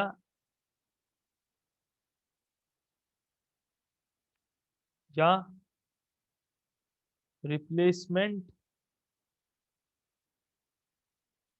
कॉस्ट। परचेज प्राइस या रिप्लेसमेंट कॉस्ट। ठीक है, तो ये हो जाएगी आपकी रेलेवेंट कॉस्ट। ठीक है, अगर इस्तेमाल नहीं होता तो फिर आप देखोगे कि आपके पास कौन कौन से ऑप्शंस अवेलेबल है। ऑप्शंस अवेलेबल, आपके पास कौन कौन से ऑप्शंस अवेलेबल है? क्या आप इस मटेरियल को स्क्रैप में बेच सकते हो कॉन्ट्रैक्ट पे इस्तेमाल करने के अलावा? अदर देन द कॉन्ट्रैक्ट, क्या आप स्क्रैप में बेच सकते हो? और क्या आप substitute for some other use, क्या आप इसको कहीं और इस्तेमाल कर सकते हैं इस मटेरियल को? ठीक है, तो ऑप्शन क्या क्या अवेलेबल है? क्या आप इस मटेरियल को स्क्रैप में बेच सकते हैं? क्या आप इसको एज अ सब्स्टिट्यूट आप जो है वो इसको इस्तेमाल कर सकते हैं? किसी और मटेरियल की जगह इसको एज अ सब्स्टिट्यूट इस्तेमाल कर सकते हैं। ठीक है, तो ये सारी चीजें देखोगे। अब जब आप इन ऑप्शंस को देखेंगे ना, तो इनमें से जो बेहतर होगा, इनमें से इन दोनों ऑप्शंस में से जो बेहतर होगा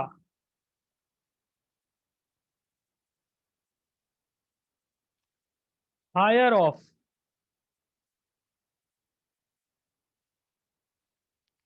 इन दोनों में से जो बेहतर होगा स्क्रैप या सब्स्टिट्यूट, इन दोनों में से जो बेहतर होगा आप उस ऑप्शन को चूज करोगे as relevant cost. Higher of, the better of these two options will be the relevant cost. The better of other options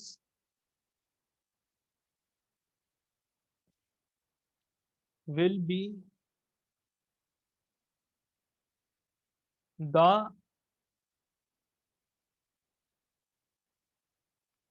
relevant cost। ठीक है, तो ये है इसके अंदर। ये एक मैंने क्या किया, मैंने एक छोटा सा आपके सामने चार्ट बना दिया, बल्कि बहुत बड़ा हो गया ये चार्ट। एक मिनट, ये देखिए आप, ये पूरा आ गया है आपके सामने। ठीक है, तो ये इस तरह से मैंने क्या किया, मैंने एक आपके सामने एक चार्ट रख दिया बना के ये। ठीक है,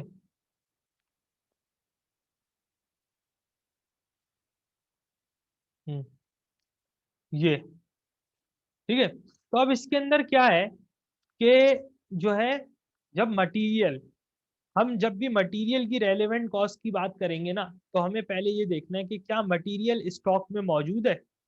अगर स्टॉक में मौजूद नहीं है तो सीधा सीधा इसकी जो परचेज प्राइस होगी, जाहिर सी बात है अगर एक चीज स्टॉक में मौजूद नहीं है तो वो मैं बाहर से जाके खरीदूंगा, तो इसकी जो परचेज प्राइस होगी, या उसको रिप्लेसमेंट कॉस्ट भी कहता है, एग्जामिनर उसको रिप्लेसमेंट कॉस्ट के नाम से रेफर करता है पर्टिकुलरली रेलेवेंट कॉस्ट के क्वेश्चन में। तो रिप्लेसमेंट कॉस्ट या जो भी प्रिवेलिंग मार्केट प्राइस होगी, परचेज कॉस्ट होगी, वो रेलेवेंट कॉस्ट हो जाएगी।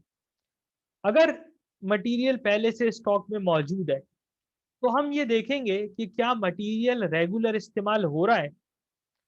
अगर मटेरियल रेगुलर इस्तेमाल हो रहा है, ठीक है, तो ऐसी सूरत में जो इसकी वो होगी, क्या कहते हैं, जो इसकी अगर रेगुलर इस्तेमाल हो रहा है तो जो भी इसकी परचेज प्राइस होगी वो इसकी रेलेवेंट कॉस्ट हो जाएगी। यानी कि अगर स्टॉक में मौजूद है और रेगुलर इस्तेमाल हो रहा है, या स्टॉक में है ही नहीं, ठीक है, दोनों सूरतों में जो इसकी रेलेवेंट कॉस्ट होगी वो इसकी क्या हो जाएगी, रिप्लेसमेंट कॉस्ट हो जाएगी। रेलेवेंट कॉस्ट किसके बराबर हो जाएगी, रिप्लेसमेंट कॉस्ट के बराबर हो जाएगी। ठीक है, तो रेलिवेंट कॉस्ट किसके बराबर हो जाएगी, रेलिवेंट कॉस्ट जो है वो बराबर हो जाएगी किसके, रिप्लेसमेंट कॉस्ट के।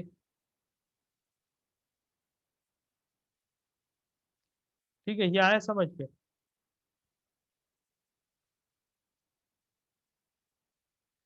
हाँ सही है।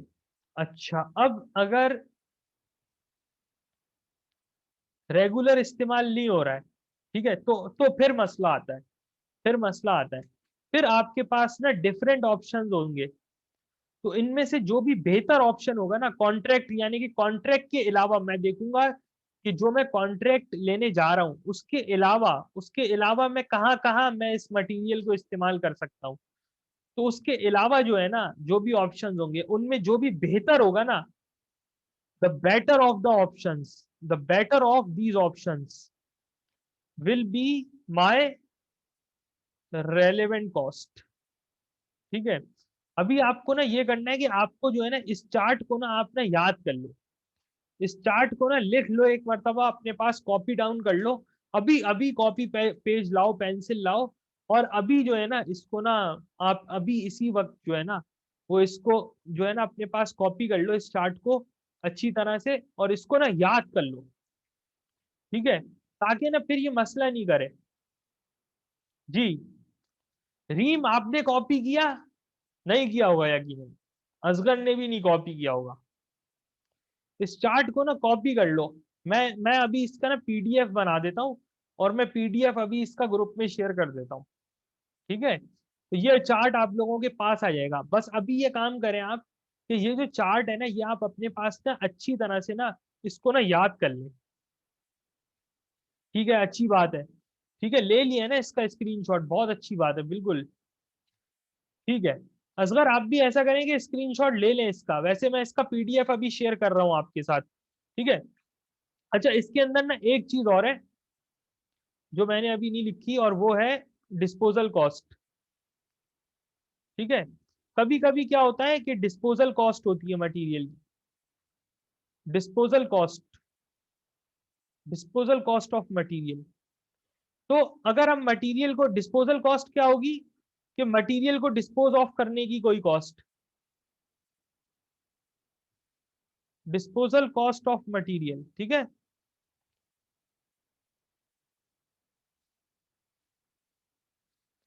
डिस्पोजल कॉस्ट, कभी कभी क्या होगा कि मटेरियल की ना कुछ डिस्पोजल कॉस्ट होगी, मटेरियल की डिस्पोजल कॉस्ट होगी, यानी कि मटेरियल को डिस्पोज ऑफ करने की कॉस्ट, उसको खत्म करने की कॉस्ट डिस्पोजल कॉस्ट कहलाएगी।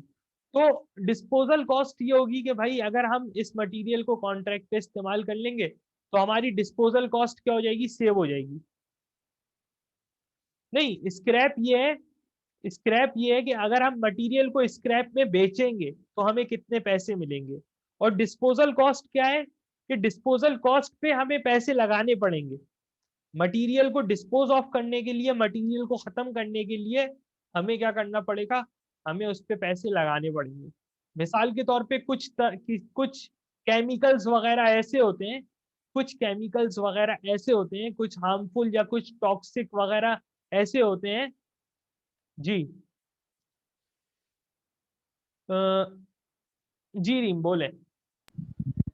रेलिवेंट कॉस्ट ऑफ मटेरियल है, लेबर है, और रेलिवेंट कॉस्ट ऑफ ओवरहेड्स है। बस ये तीन है ना, बस कंफर्म करना था। कॉस्ट ऑफ मटेरियल में ही ज्यादा मसला है। ठीक है, लेबर की आपको, लेबर में इतना मसला नहीं होगा, ओवरहेड वगैरह में इतना मसला नहीं है। ठीक है, बस ठीक है, ये है, यही थैंक यू।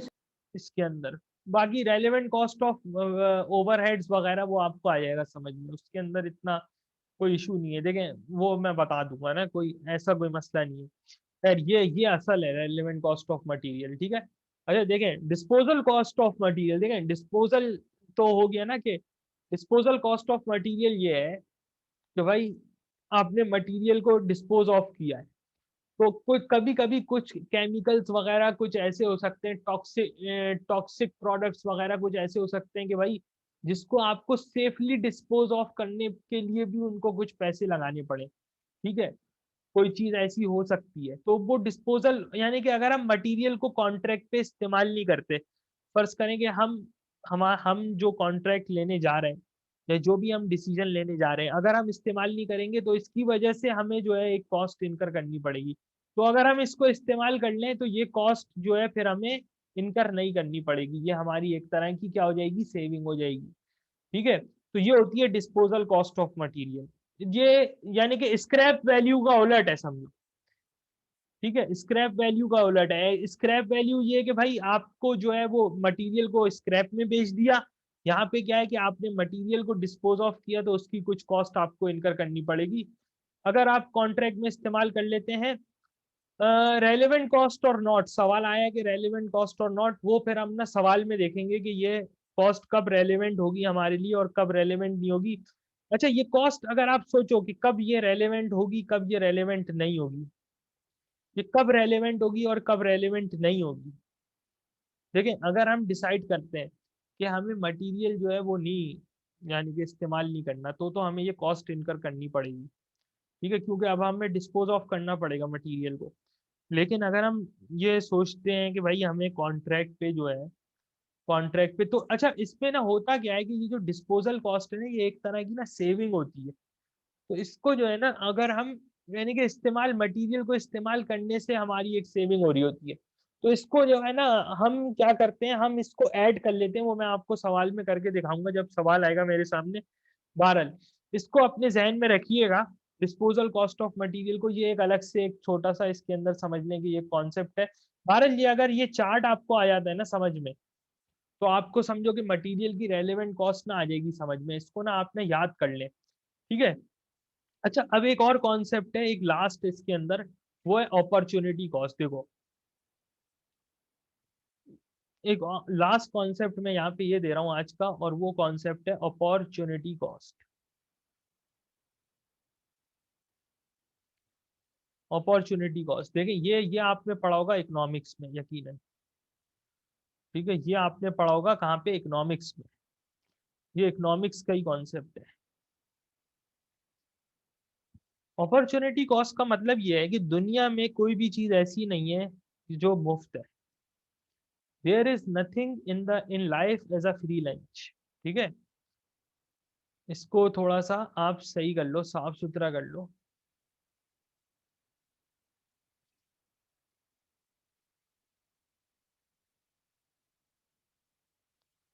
इसको थोड़ा सा साफ सुथरा कर लो, ठीक है।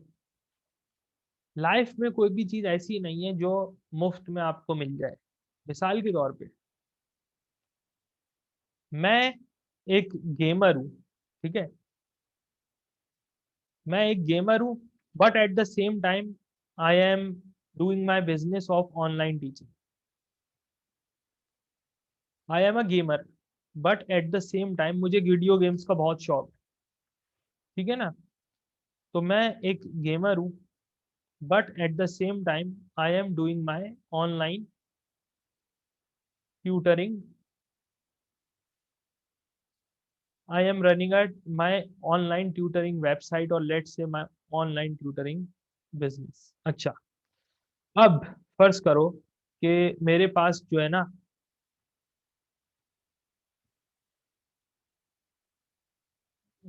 वेट अ मिनट,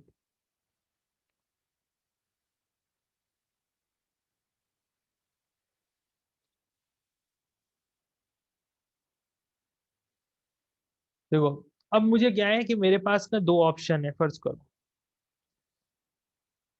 मेरे पास कुछ पैसे हैं, मेरे पास दो ऑप्शन है। मैं एक एडवांस कंप्यूटर खरीद लूं और एडवांस्ड सिस्टम्स लेके आ जाऊं और एडवांस कंप्यूटर्स खरीद लूं, ठीक है, अपनी ऑनलाइन टीचिंग के लिए। एडवांस कंप्यूटर खरीद लूं, या दूसरा ऑप्शन ये है कि अभी प्ले स्टेशन 5 आया है।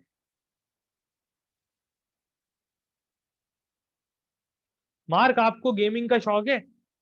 स्लोवेनिया में करते हैं आप गेमिंग वगैरह?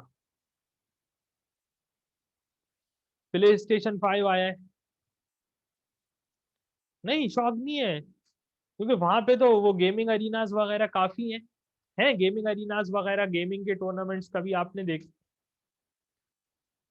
देखे गेमिंग वगैरह के टूर्नामेंट्स, गेमिंग अरीनाज वगैरह में कभी आपका रहा है जाना? हुआ है? मुझे बहुत शौक है इस चीज का। है मार्क, आपने देखा है कभी गेमिंग वगैरह में आपका कोई? नहीं? अच्छा। हाँ, देखा तो है आपने, जरूर कभी ट्राई करें, फीफा वगैरह बहुत अच्छे गेम्स हैं, मुझे बहुत शौक है। खैर, चलें। ठीक है, अब यहाँ पे एक्स बॉक्स सीरीज एक्स आया है। ठीक है, एक्स बॉक्स सीरीज एक्स अभी रिलीज हुआ है। ठीक है, इसके अलावा मैं ये कर सकता हूँ कि मैं एक गेमिंग पीसी अपने लिए बना सकता हूँ। ठीक है, तो मैं मुख्तलिफ जो है ना, मुख्तलिफ मैं वो मेरे पास ऑप्शन है गेमिंग के लिए। प्ले स्टेशन 5 खरीद सकता हूँ, एक्स बॉक्स सीरीज एक्स खरीद सकता हूँ, गेमिंग पीसी खरीद सकता हूँ। ठीक है, अब क्या है कि भाई, अच्छा, अब मैं अगर आज मैं डिसाइड करता हूँ कि नहीं यार, मैं जो है ना अपने ऑनलाइन ट्यूटरिंग के ही काम को आगे लेके जाऊंगा और मैं एडवांस कंप्यूटर खरीदूंगा, पूरा एक बहुत बड़ा सा एक स्टूडियो बनाऊंगा जिसके अंदर मैं सिर्फ ये ऑनलाइन टीचिंग के लिए अपने इक्विपमेंट्स रखूंगा, कंप्यूटर्स, टैबलेट्स, मोबाइल फोन्स। अच्छा, तो ये तो है ना, अगर मैं ये आज डिसाइड कर लूं कि भाई मुझे ये काम करना है, ये मुझे एक पूरा एक स्टूडियो डेवलप करना है और एडवांस कंप्यूटर्स लाने हैं। ठीक है, तो ऐसी सूरत में मैंने क्या छोड़ा? मैंने अपने गेमिंग के शौक को छोड़ दिया। फर्ज करें कि इन तीनों में सबसे जो बेहतर चॉइस है मेरे पास वो ये है, गेमिंग पीसी की जो चॉइस है वो सबसे बेहतर चॉइस है, बेस्ट ऑफ द थ्री। इन तीनों में जो बेस्ट ऑप्शन है ना वो ये है। एक बात कर रहा हूं मैं, एक बेस्ट ऑप्शन है। मैं जाता हूँ अपने एक दोस्त के पास जो कि मेरी तरह गेमर है, उसको गेमिंग का शौक है, मैं उससे पूछता हूँ कि भाई ये तीनों जो है, play station 5, x box series x और गेमिंग पीसी, इसके अंदर बेस्ट ऑप्शन कौन सा है? वो बोलता है कि भाई आप गेमिंग पीसी बना लो, ये सबसे अच्छा ऑप्शन है आपके पास। ठीक है, क्योंकि गेमिंग पीसीज में जो ग्राफिक्स कार्ड्स वगैरह होते हैं वो बहुत हैवी होते हैं और वो बहुत ज़बरदस्त आपको परफॉर्मेंस देंगे, मज़ा आ जाएगा। तो इस ये बेस्ट ऑप्शन है। तो देखो, मैंने क्या किया, मैंने अपने ऑनलाइन ट्यूटरिंग की खातिर अपने शौक को छोड़ दिया, अपने गेमिंग के शौक को मैंने छोड़ दिया। ये जो मेरा गेमिंग का जो शौक है इसको मैंने छोड़ दिया। अच्छा, अब इनमें जो मेरे पास बेहतरीन ऑप्शन था, ये कहलाएगा मेरा नेक्स्ट बेस्ट ऑल्टरनेटिव फॉरगॉन। ये कहलाएगा मेरा नेक्स्ट बेस्ट ऑल्टरनेटिव फॉरगॉन। यानी कि जो सबसे ज्यादा जो आपने कुर्बानी दी ना अपने ऑनलाइन के लिए, ऑनलाइन ट्यूटरिंग के लिए जो सबसे ज्यादा कुर्बानी दी, या जो सबसे बड़ा ऑप्शन जो मैंने छोड़ दिया ना, सबसे अच्छा ऑप्शन, ये मेरी कहलाएगी अपॉर्चुनिटी कॉस्ट। और यही डेफिनेशन है अपॉर्चुनिटी कॉस्ट की according to economists, that opportunity cost is the next best alternative is the next best alternative foregone। ये अपॉर्चुनिटी कॉस्ट की डेफिनेशन है। और इन तीनों में जो नेक्स्ट बेस्ट ऑल्टरनेटिव फॉरगॉन है मेरा, यानी कि फॉरगॉन का मतलब है छोड़ दिया, तो जो नेक्स्ट बेस्ट ऑल्टरनेटिव फॉरगॉन है वो कौन क्या है? वो ये है। तो ये हो जाएगी मेरी opportunity cost according to economics. ये जो गेमिंग पीसी है ये मेरी क्या है? ये मेरी अपॉर्चुनिटी कॉस्ट है। ये इकोनॉमिक्स के लिहाज से मैं बात कर रहा हूँ।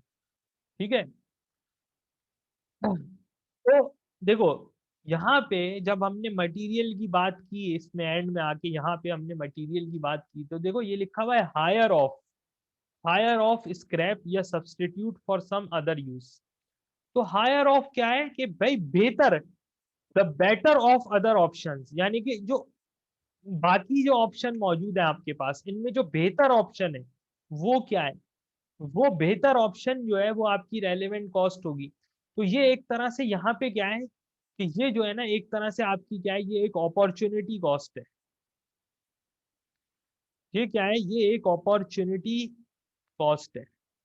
और अपॉर्चुनिटी कॉस्ट का जो ये जो है ना फलसफा, अपॉर्चुनिटी कॉस्ट के जो थ्योरम है, ये जो मैंने आपको एक्सप्लेन किया, ये बार बार क्या होता है, बार बार ये रेलेवेंट कॉस्ट में आता है। अब रेलेवेंट कॉस्ट का जो चैप्टर है ना, ये इसका मसला ही इतना अजीब है कि इसके अंदर ये तमाम कॉन्सेप्ट जो है ना, ये तमाम कॉन्सेप्ट वो एक सवाल में टेस्ट करेगा, तो सोचो कितना मुश्किल हो जाएगा। यही मसला है कि यही यही मुश्किल आते हैं इस टॉपिक की, कि इसके अंदर जो बहुत सारे कॉन्सेप्ट जो है ना वो मिक्स हो गए आपस में, बहुत सारे कॉन्सेप्ट ना आपस में आके मिक्स हो रहे हैं। इसको समझाना भी मुश्किल है, इसको समझना भी मुश्किल है। तरीका सिर्फ एक है, इसकी बार बार आप प्रैक्टिस करें इसके क्वेश्चंस की, और ये जो मैंने जो पॉइंट्स बताए ना, इनको आप जहन में रखें, इनको आप जहन में रखें, तो आपको ये टॉपिक जो है ना वो ज्यादा अच्छा ना समझ में आएगा। अच्छा, अभी अगर ये रेलेवेंट कॉस्ट ऑफ मटेरियल में कुछ नहीं आया है समझ में, या अपॉर्चुनिटी कॉस्ट में नहीं आया है, तो इंशाल्लाह कल इसको ना यहीं से मैं इंशाल्लाह कंटिन्यू करूंगा, फिर हम इसके ऊपर मजीद बात करेंगे। ठीक है, तो थैंक यू वेरी मच। अभी जो है वो काफी जो है मैंने आप लोगों का टाइम ले लिया है, और काफी टाइम हो गया। अब मेरा ख्याल है कि आपका जो अटेंशन स्पैन है वो भी मेरा ख्याल है कि खराब हो रहा होगा अब यहाँ पे। तो बेहतर ये कि अभी इसको यहाँ तक रखते हैं, कल इंशाल्लाह दोबारा मुलाकात होगी, बहुत सारे सवालात करेंगे रेलेवेंट कॉस्ट के, और रेलेवेंट कॉस्ट ऑफ लेबर भी समझाऊंगा। रेलेवेंट कॉस्ट ऑफ लेबर इतना मुश्किल नहीं है। ठीक है, ये जो मुश्किल एरियाज है ना रेलेवेंट कॉस्ट के, वो यही है, यही तमाम पॉइंट्स जो है ना रेलेवेंट कॉस्ट में, ये तमाम पॉइंट्स जो है ना वो मुश्किल है, जो मैंने आपको यहाँ तक बताया, opportunity cost, relevant cost of material, और वो चारों पॉइंट ऊपर। ये इन तमाम पॉइंट्स को अगर आप याद करो ना, और याद करने के बाद इनको थोड़ा समझने की कोशिश करो और सवालात पे अप्लाई करो, तो आपको रेलेवेंट कॉस्ट आ जाएगी समझ में। ठीक है, चले ठीक है, thank you very much, thanks for attending, it was Mohit Ahmed Siddiqui. इंशाल्लाह we will meet tomorrow night online, nearly the same time, और हो सकता है कि शायद मैं थोड़ा सा कल जल्दी ले लूँ class, but I will try to take the class at the same time that I usually take. ठीक है, तो ठीक है, इंशाल्लाह कल मिलते हैं। आप इन चीज़ों को ना ज़रा जहन में रखें, और इसकी PDF मैं आपसे अभी शेयर कर रहा हूँ। Thank you very much.